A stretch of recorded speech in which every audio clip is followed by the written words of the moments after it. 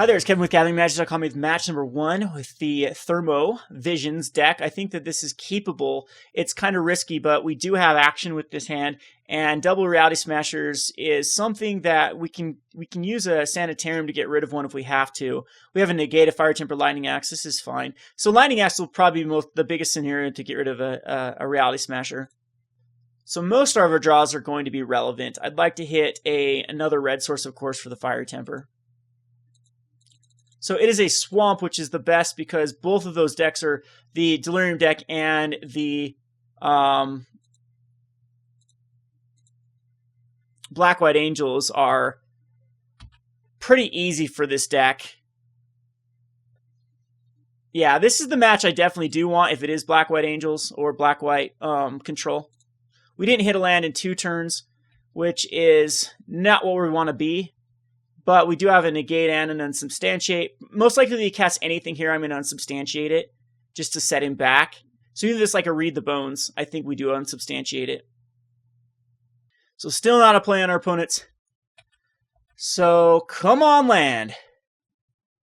There we go. Perfect. So we get another land. This is going to allow us to end a turn. If he doesn't cast a Gideon this turn or anything else, then it allows us to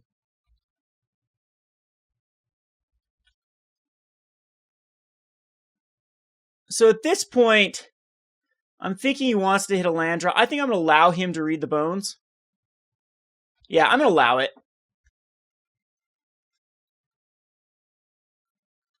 Because I think I'd rather just use the Sanitarium here.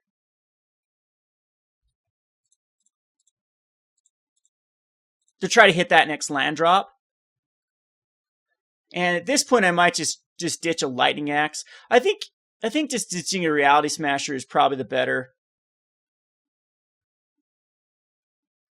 line of play. We don't need doubles. We did not hit the land, so we need to hit a land drop here. And we did not hit a land drop here either. So, and there's not really anything I can do. I think we just discard a Fiery Temper. I hate doing this, but we got very unlucky with the draws on the lands. Hit one land in what turn is this? There's 4 draws, 4, 5 off of 5 draws. So statistically, we should hit 2.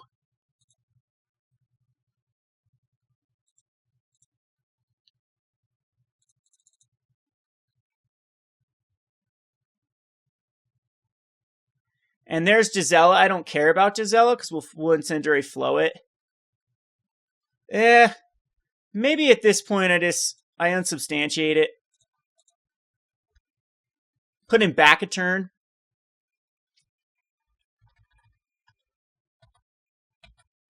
And we hit our land. Awesome. So now we can, if I knew I was going to hit a land, that would have been, of course, we could have used a Incendiary Flow. But I want to keep Negate up for like Gideon. We have to counter Gideon or Sorin. And if he goes Gisela again, we just kill it with I think actually just with a Fiery Temper end of turn. It does allow Bruna to come back and get Gisela.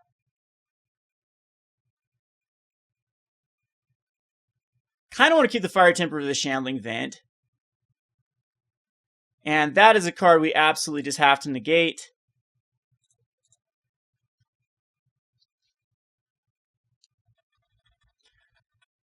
And it looks like he missed a land drop here, so perfect. I think we just crash in with the Reality Smasher. It's a difficult card for him to deal with, as now he's got to decide whether he wants to use like a Ruinous Path on it. It put him down to 10, so we actually have 5 or 6 damage right now in our hand. And he cannot ignore this Reality Smasher. Like, he could go a Sorin here, would be the worst case scenario. But I think Sorin comes in at 5, correct? I think it does, so he'd have to kill his own Sorin. But he gained a lot of life off of it. Yeah, Liliana is completely horrid. And he doesn't have the Grasp of Darkness for the Liliana.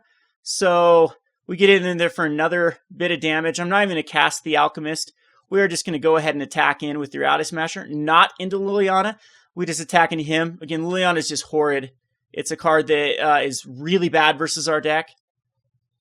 Because he basically just prevented 2. See if he's got a Blessed Alliance. I have to sack a creature here. So he didn't get a gain 4 life, which is very relevant.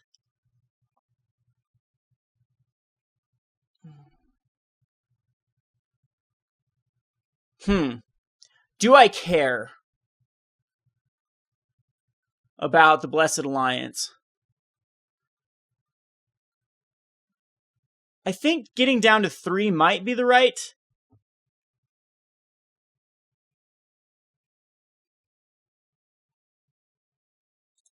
Is 3 damage worth it for him to get out like a Gideon? I think it is at this point. I really do. I think that this is where we unsubstantiate. This does give him the ability to gain life, though, but he'll have to do that on this turn. And at this point, since we don't have any other play, I do believe we just go Thermo-Alchemist and make him also decide whether he wants to use, like, Languish should be really good here if he has a Languish.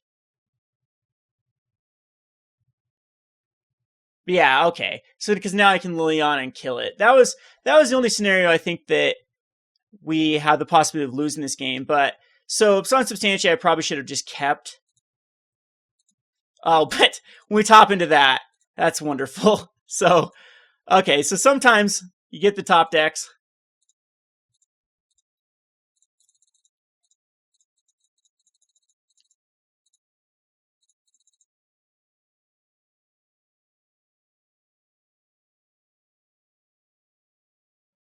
Now he's got to try to use like the Blessed Alliance. I could see activating land, activate attacking in the Shambling Vent, keep Blessed Alliance up. Maybe just goes another Languish here.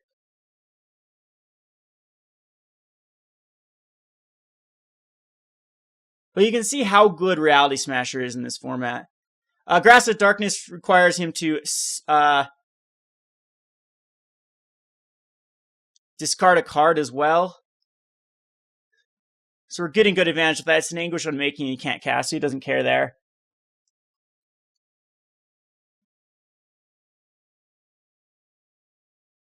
He'll gain 4 life, but he's at perfect. Yeah, he's at perfect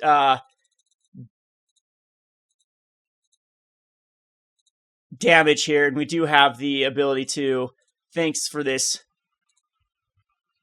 Sanitarium, to discard the Fiery Temper.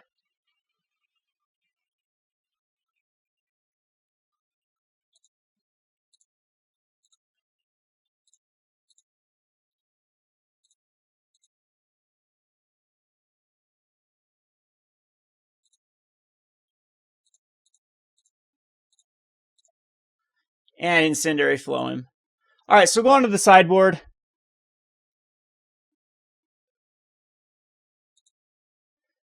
The Blessed Alliance is kind of awkward versus the Reality Smashers. I still do like Thought-Knot Seer in this matchup. Clash of Wills is really good. Even like Summary Dismissal. All of these are extremely powerful versus our opponent. Warping Wail can only really counter a Languish, so I do think Dispel is good in this one as well. Spell Shrivel. All of these tempo-based cards are really, really, really powerful. I don't think I like Thermo-Alchemist in this one just because I think he's going to keep in his removal. And you could even make that argument that Thought-Knot Seer probably should just, because it gives him stuff to do with Thought-Knot Seer. So I'm going to take Thought-Knots out as well, or just not bring them in.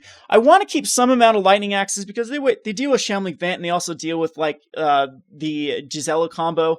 But I'm not sure if the Summary Dismissal is just better. I think Summary Dismissal just might be a little bit too hard. I think we're really, really heavy on counter spells. The Brutal Expulsion is probably the card that I don't need. So I'm going to keep in the Lightning Axes for that instead. And we'll just submit this. Again, there's not really a lot of bad cards. Like, we have all of these you could justify keeping in. This is going to be a mulligan because we don't have any blue mana, and I want to hit the blue mana. So we will... Again, I would have to hit it in a few turns. And yeah, we'll just ship it back. this is even worse because we just have a 1-lander. I could keep it and try to scry for a land. We have 25 lands in the deck. I think I'm going to, and we do have the Fevered Visions. So we just need to hit 1 land in a few turns. And we do have 1. I'm going to keep and scry. Okay, perfect. So it paid off. The risky one paid off because we do have 2 lands that we can have for Negate and Unsubstantiate. And then we just need to draw into 1 more land after that. So we'll throw out the Highland Lake and then pass the turn. Best case scenario, you can just put out a Hangerback Walker this turn. He does not. Some of them have started picking up the Walker again. Collective Defiance, I did not like to hit that card, but we'd have Negate mana up. Or just Unsubstantiate. If he wants to go read the bones, we'll let him. I think we allow this to happen. I'm actually going to try to set him back a turn. Maybe that's not the right play, but if we hit a land this turn, this will be really good. It's a Dispel. So, unfortunately, we'd missed the 2 lands off the draws. So we're quite far behind. And I'll let him read the bones this time, or do I negate the thing? I think we just let it happen.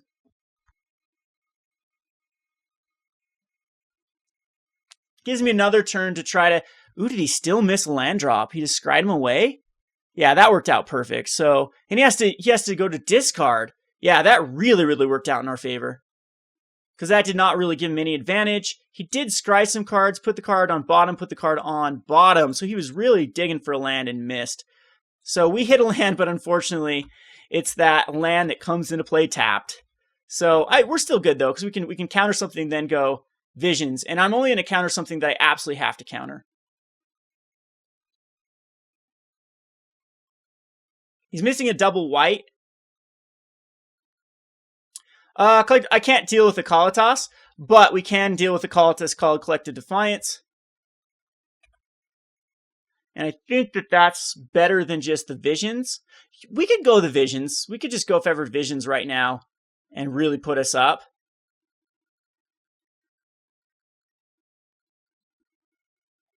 Three Life might be relevant, though. Because Visions can then lead back a Dispel after that. And we can get the 3 damage back just with Collective Defiance. No, I think Kalatas is worthwhile to kill. So we're just going to do 4 damage to a creature.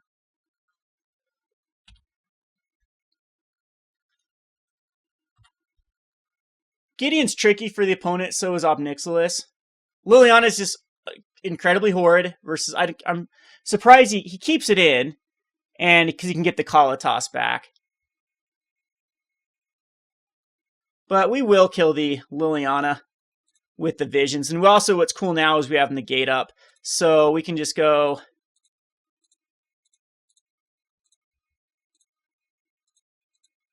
Visions. And draw. There's a Lightning Axe for Kalatas, which is good.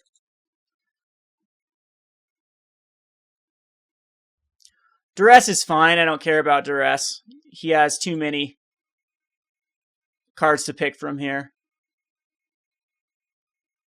I mean, he'll probably just take the Negate.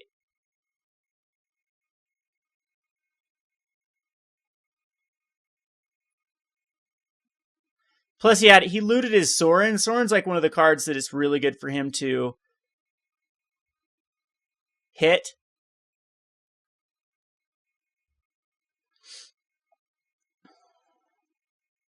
Transgress. Yeah, I don't care. He just takes the Fiery Temper here is the only thing you can take. So yeah, he's starting. This is how they try to compete with this deck. Is Duresses and Transgress can be pretty good at the first to hit out, but I think that Transgress just hitting a Fire Temper is quite weak. Because here now we just kill Liliana.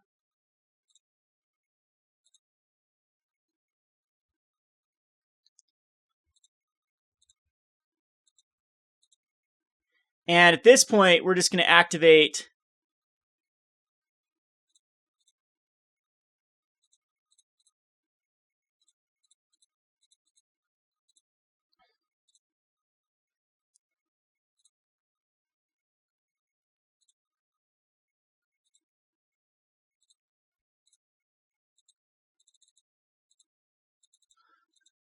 the Fumarole, and then we still have Dispel up and Lightning Axe. There's a Reality Smasher.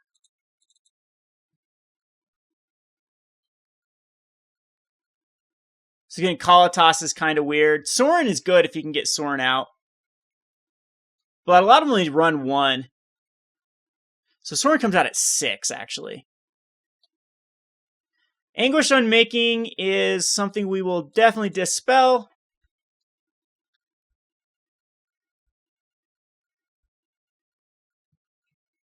He saw that in my hand, so maybe just wanted to get the Dispel out of the way if he's got like some sort of Secure the Waste.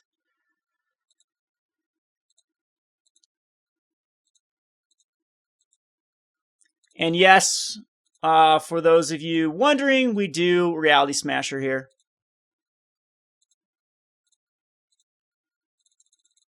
So he could have Blessed Alliance again. He does not. And we will grab another card. So now English Unmaking is kind of weird too, because we do have damage on board if he actually does exile with the Visions. So he's starting to get a little bit flooded. Shambling Vents are stuff that he can activate. I can actually Lightning Axe it though, and get rid of this land. There's a Ruinous Path. He has to get rid of a card. That's actually helps him get underneath that damage, but he's not going to be able to get underneath the card. Discards out Nixless too, which is actually really, really powerful. So he's just going to cast the Kalatas, and then we're going to kill the Kalatas. Yeah, that's exactly what I thought. So he knows I have a Lightning Axe here, and he still takes the 2 damage.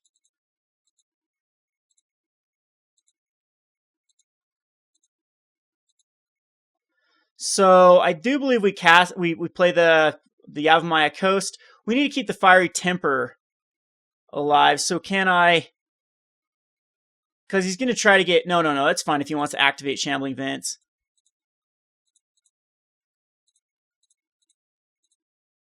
Oh, yeah, he's just dead here. Yeah, we have enough.